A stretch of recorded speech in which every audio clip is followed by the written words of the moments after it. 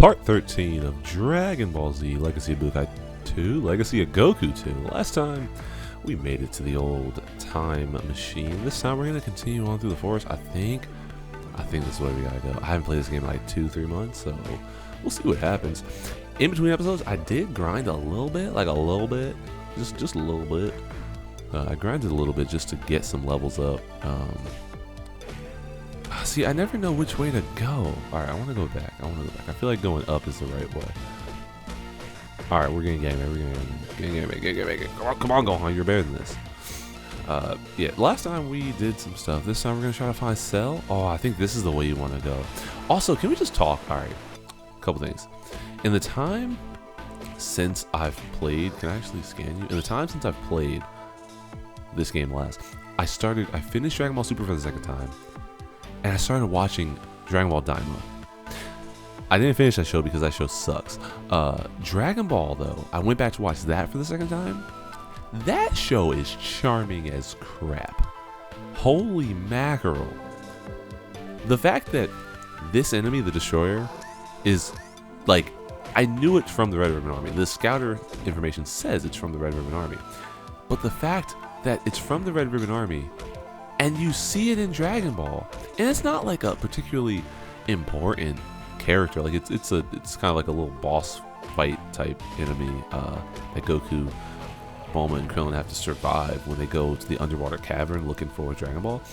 But like, it's not like they're like these like super important characters. Like the Destroyer isn't like this super important like thing that keeps popping up. It's just a machine that the Red Ribbon Army made, or the pirates, not even the Red Ribbon Army, the pirates made to protect their treasure, I think it was.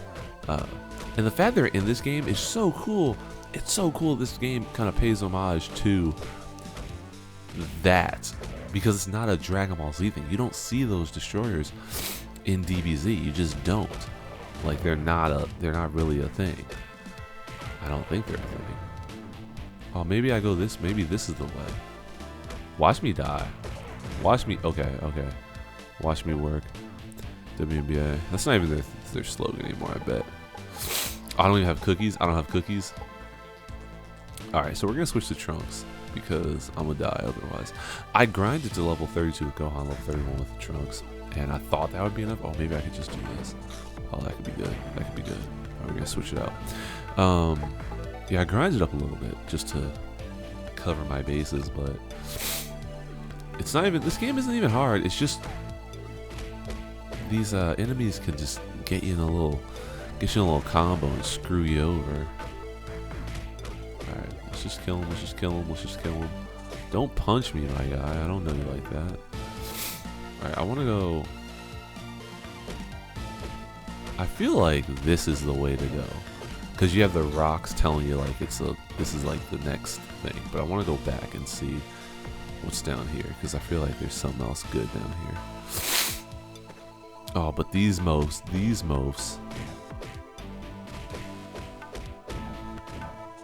I don't like how they can like stun lock you.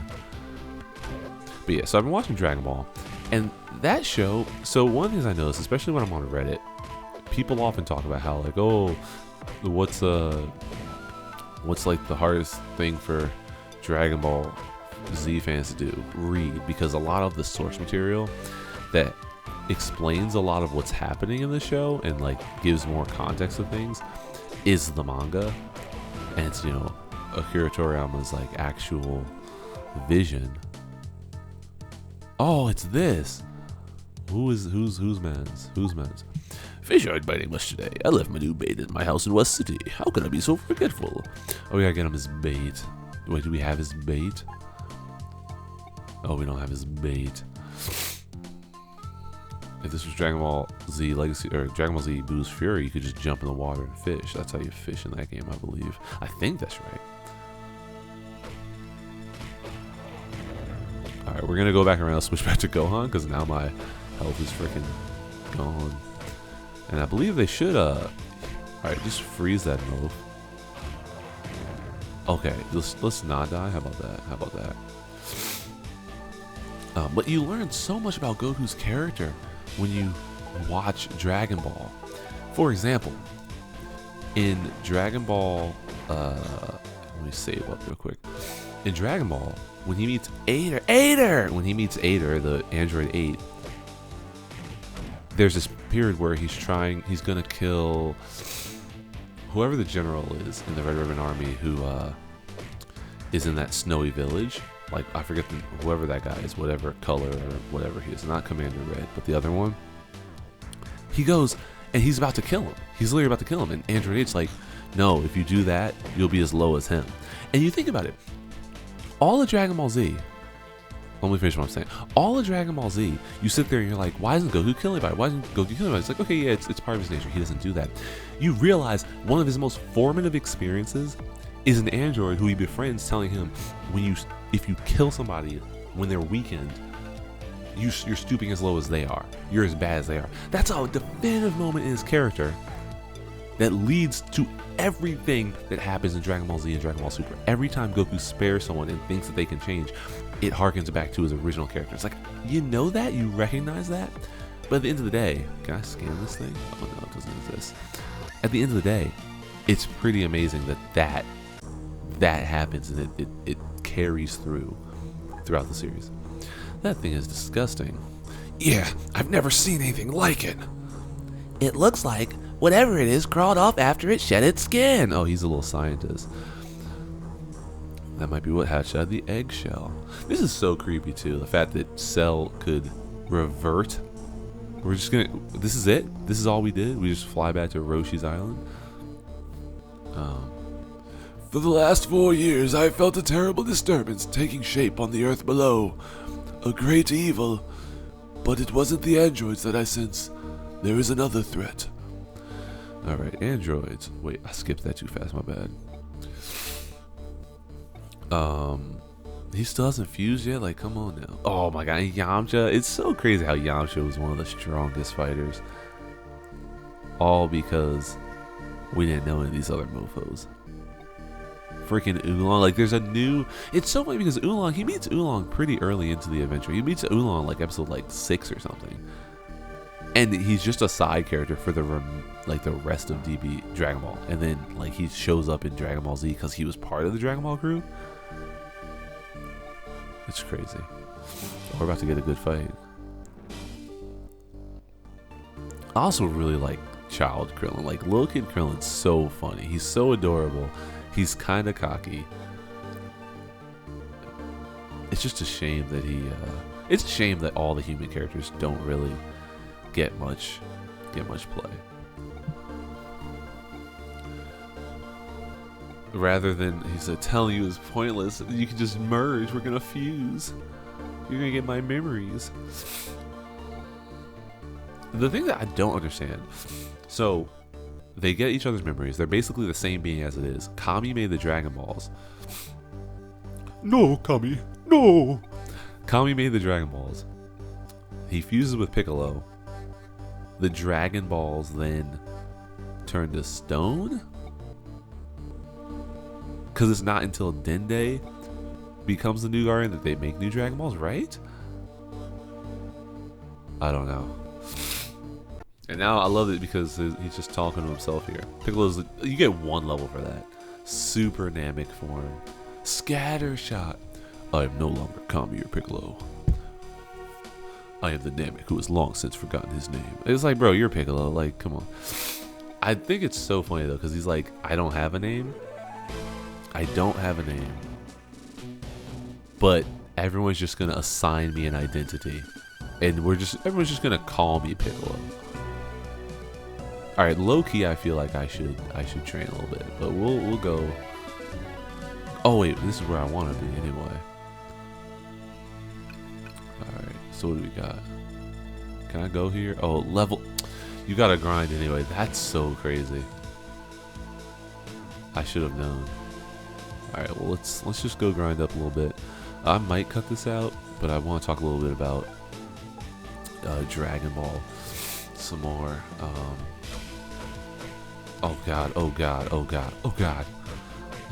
Yeah, Dragon Ball's just good. And I like, at first I was like, thinking back on it, I was like, okay, I don't really like all the gaggy stuff of it. Like, I don't really care for how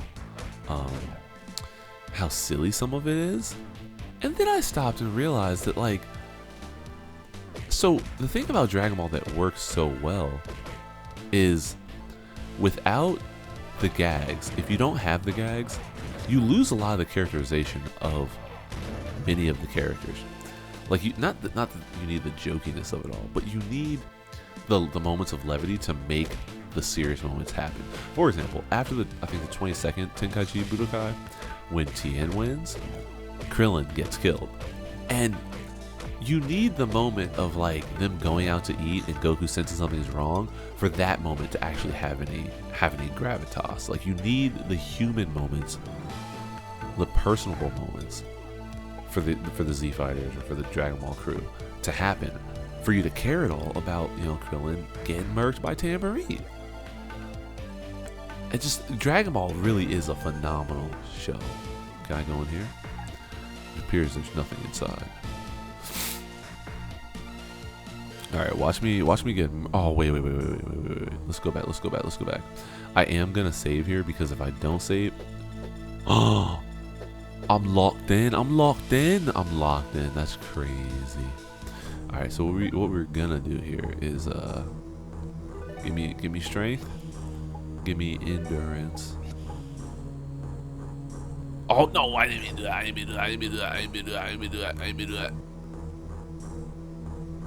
Put it back.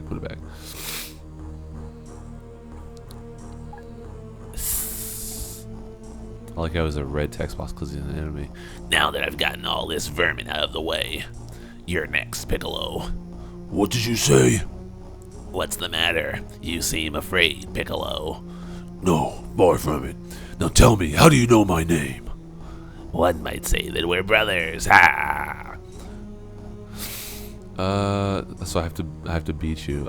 This is the thing about power levels. Goku, no. What's his name here? Piccolo just got this whole power up. And yeah, we're gonna like beat Cell here. Oh, can I scan this move? Does it tell you? Oh, it just tells you his name. God, why they write a whole textbook? The calcareous exoskeleton of this being is unusually hardy and is possibly resistant to most forms of attack, including gunfire explosives. The scorpion like they wrote a whole book for Cell.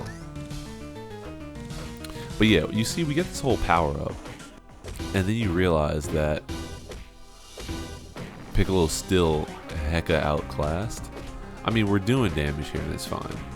But in the scheme of the show, Piccolo can't beat Cell, and then his next fight is like good, but he doesn't actually do anything. He just stalls for time, basically, and he still ends up dying, basically, almost dying. Oh, jeepers creepers. Level 26, let's go. Now who are you? What kind of twisted mind would think to send you here in a time machine? I came here of my own accord. You seem to know much, Piccolo, but you have a lot to learn. Kamehame! It can't. Yo, hold on. Here's the thing. The 22nd Budokai Tenkaichi. The Kamehameha wave is Goku's attack.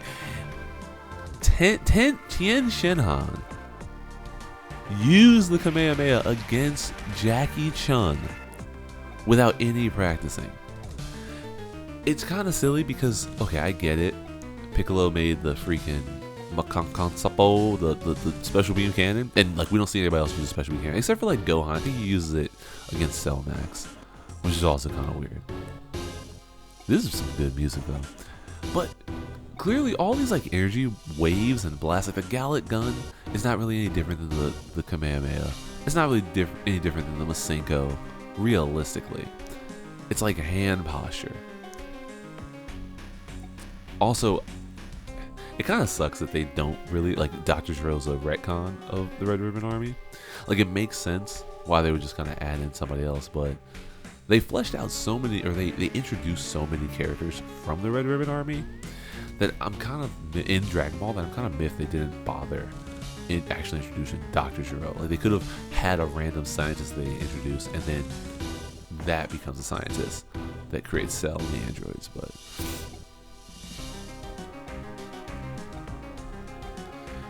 I love how he's just asking questions.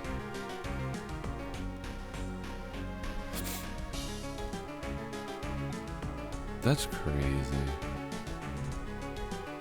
Even the powers of Goku, Vegeta, and Frieza pale in comparison. That's something. See, this is the thing. At this point of the show, we recognize that 17 and 18 are like the strongest things we could find. I don't know how they match up against Cell. Like, realistically, could 17 and 18 destroy Cell? Maybe. But it's crazy because then you get this Dragon Ball Super, and 17, Android 17, basically is on par with like Super Saiyan Blue Goku. And it doesn't really make sense. It makes sense in the sense of, oh, he has unlimited energy. The androids have unlimited energy. But there's no reason why they should be on like God level effectively.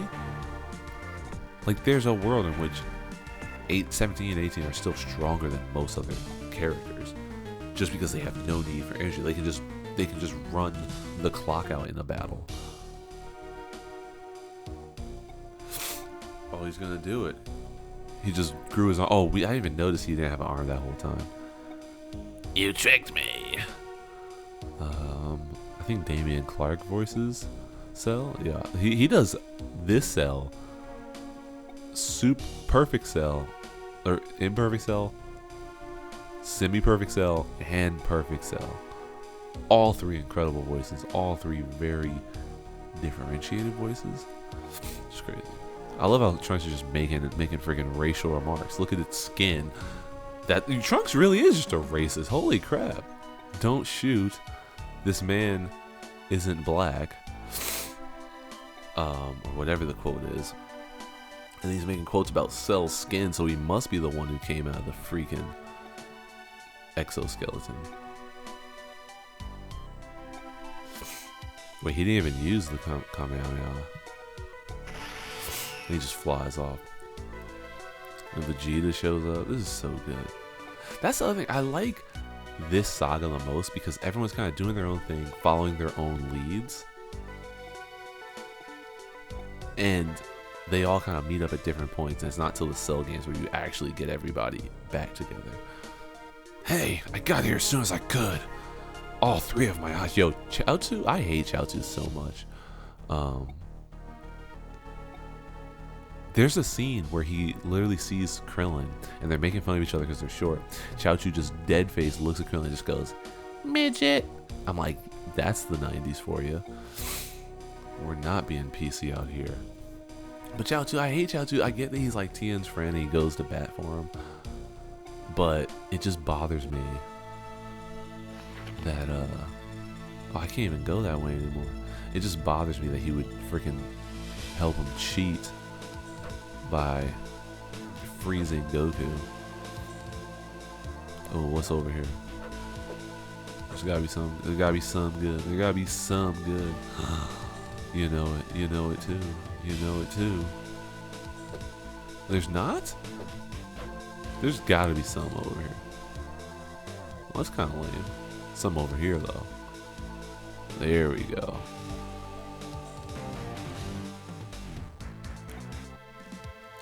Alrighty. Am I gonna record another episode? Probably another episode after this, but I'm probably not gonna finish the game today. I mean, I could. This is really just like one saga. Oh, that'd be crazy if I got locked out and like was stuck. Just got stuck in this area. Where's the save point? There's a save point. Oh yeah, next time we're gonna come back, we're gonna head off to Dr. Giro's lab. Is that what it says? Yeah. And see what lies in store for the rest of the Z Fighters. As always, thanks for watching and listening to my incoherent ramblings. And I will see you in the next one. Have a great day.